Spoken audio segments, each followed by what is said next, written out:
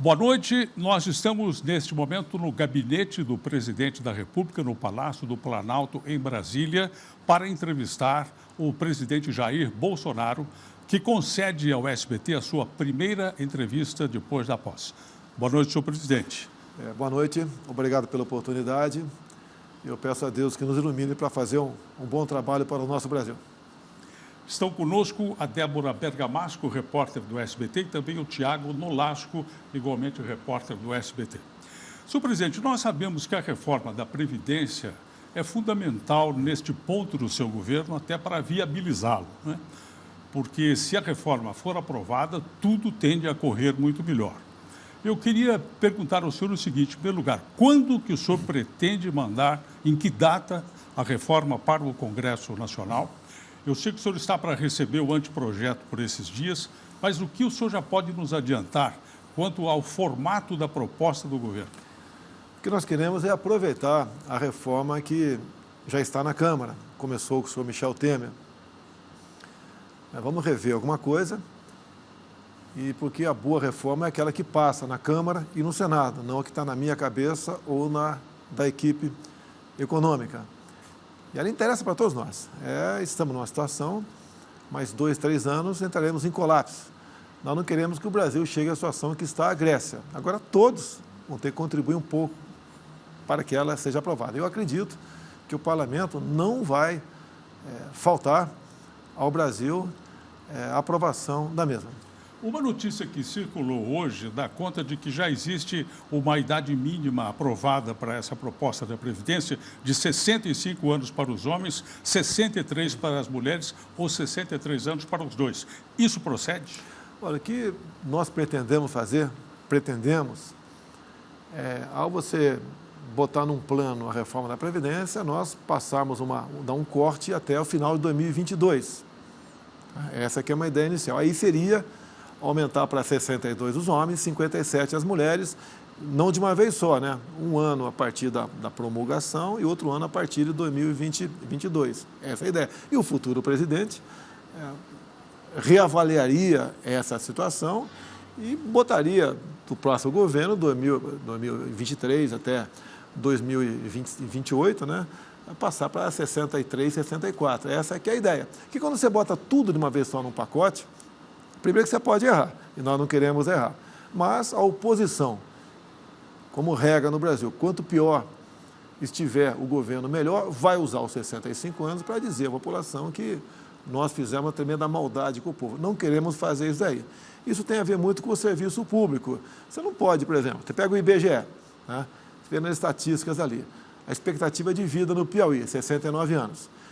Então, o 65 fica um pouco forte para algumas profissões. Você tem que levar em conta isso daí. E o que mais pesa no orçamento, né, é a questão da Previdência Pública. Essa vai ter maior atenção da nossa parte. E, no meu entender, vamos buscar também eliminar privilégios. Então, não é uma reforma simplesmente dar um número para todo mundo. Haverá diferença para facilitar a tua aprovação e também não fazer injustiça com aqueles que têm uma expectativa de vida menor.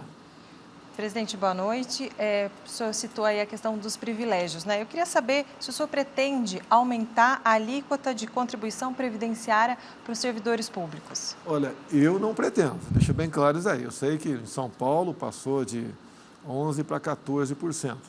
Você já tem uma alíquota de imposto de renda altíssima que não é corrigido ano após ano. Na verdade, é um redutor de renda.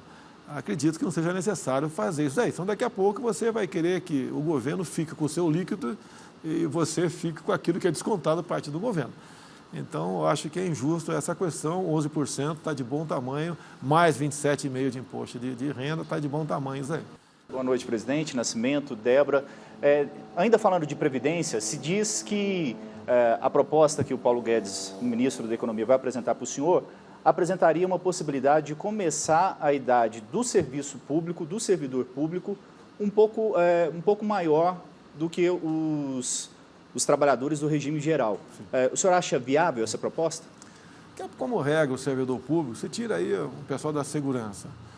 Como regra, não está sujeito àquelas intempéries dos outros, né? Do geral da Previdência. Eu acho justo essa questão do contrato de servidor público. E grande parte do nosso déficit é a Previdência Pública da União, estados e municípios. Bom, na apresentação do plano econômico do governo, falou-se em imposto único, né? E foi citado como uma possibilidade, foi citada a tributação das movimentações financeiras, ou seja, a velha CPMF. O senhor concorda com isso? Não, da minha parte está descartado, a decisão é minha nessa questão, não teremos a volta da CPMF. Nós queremos fusão de impostos e simplificações, isso a equipe econômica está bastante empenhada, né? Esse imposto único até seria, entre aspas, né, até bem-vindo, mas no meu entender é uma coisa para um longo prazo realmente. A ideia seria o IVA, o Imposto de Valor Agregado? Pode ser isso daí, sim. Eu vou discutir as sugestões que virão da equipe econômica para que a gente possa fazer uma reforma realmente que tenha reflexo o mais rápido possível junto àqueles que produzem no Brasil. Eu tenho falado para a equipe econômica, né? Nós temos que fazer com que entre mais dinheiro no caixa sem aumentar impostos. Como? Desburocratizando, desregulamentando. Tem um ministério aí, se não me engano, da infraestrutura, que tem 5 mil portarias, né? E parece que em janeiro metade vão ser revogadas, né? A mesma coisa no tocante a instruções normativas. O senhor já determinou isso? Eu determinei que não estou seguindo o Trump, não. O Trump fez muita coisa certa lá. E ele, além de revogar uma infinidade de legislações, né, ele disse lá, cada nova regulamentação, aquele ministério vai ter que revogar outras 2 a partir de agora. Devemos fazer a mesma coisa. Esse cipual de instrução normativa, de portaria, de decreto, de leis complementares, nós temos que diminuir isso aí. Eu penso, né, quanto mais complicado é um país, né, mais leis ele tem. Presidente, na reunião que o senhor teve hoje pela manhã com os seus ministros, parece que saiu uma notícia de lá de que o senhor pediu a revisão em cada ministério sobre liberações de recursos, sobre exonerações dos últimos 30 dias do governo Temer. Qual que é o seu objetivo com isso? Tem alguma coisa que o senhor viu, já detectou que não está te parecendo boa? Por exemplo, né, a gente vai falar em criptomoedas. Uma das publicações de Estado da União, em torno de 40 milhões de reais, para que o índio brasileiro passe a ter acesso a criptomoedas. É lamentável uma decisão nesse sentido. Vai ter que ser revista. A Damares já conseguiu sustar a liberação desse recurso. Outras vão tentar rever, você pode ver. Lei Rouanet, por exemplo, lá Furnas, Rio de Janeiro. No dia 12 de janeiro, 21 processos foram assinados. Eu poderia falar cada um deles. Um deles chama a atenção, R$200 mil para que faça 2 corridas em comunidades pacificadas, uma delas do Borel. Se eu não me engano, ali a inclinação do morro é 60 graus, não tem cabimento isso daí. Agora, cada corrida de rua, R$100 mil, e você está promovendo o esporte, está na cara que algo errado está acontecendo ali. Sem falar ministério agora, porque a gente vai correr atrás sem polemizar, isso é uma regra. Vou ter que falar o Ministério. O Ministério do Turismo, né, há poucos meses, encomendou uma consultoria para saber se um determinado país aqui, outro, né, você poderia abrir uma representação para estimular o turismo do Brasil. A conclusão foi que não era viável. Quanto se pagou por essa consultoria? R$3 milhões. O senhor acha que tem margem para corrupção nesses casos todos?